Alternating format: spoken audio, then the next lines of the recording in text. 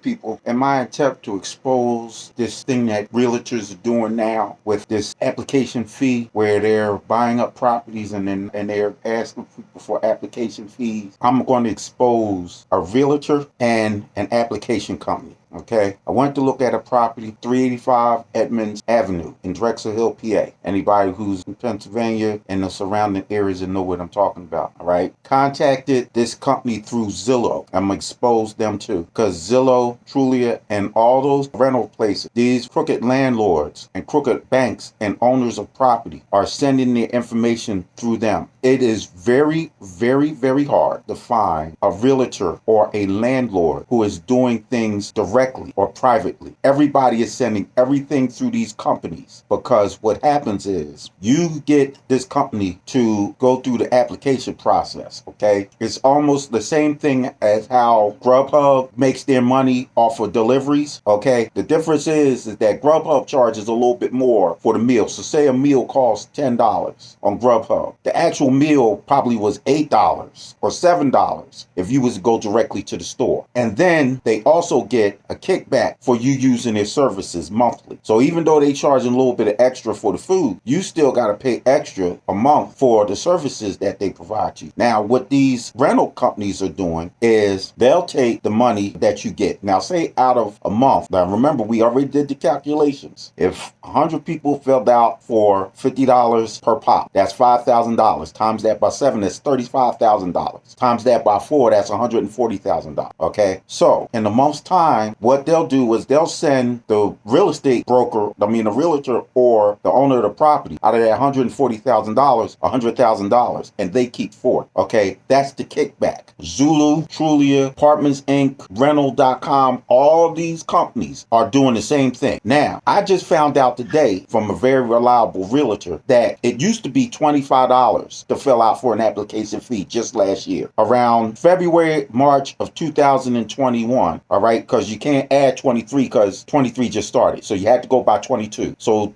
February, March 2021, realtors was only charging $25 for the application fee. All right. And they also gave you a spreadsheet. If you fail, you would get a spreadsheet sent to your email address showing you exactly how you failed. These companies are now not sending you spreadsheets. They're just telling you that the landlord or the realty company will call you and tell you that you failed. All right. The ones that are not legit, not all of them, but the ones that are not legit. So think about that. $140,000 a month. 100 people are filling out an application fee for $50. Mind you, even here in Pennsylvania, it's not all $50. Most places are charging you $75 per person. Okay. But we're just using the example of $50 to make it easy. So $140 in the month. They give the realtor or the owner of the property $100,000. They keep 40. So it's a major come up for everybody. All right. So this particular realtor, you'll see his name in my pictures. I went to this property, went to see it, sat there and talked to him. He told me about the application fee. So I went to DocuVersus. It's spelled DocuVerus.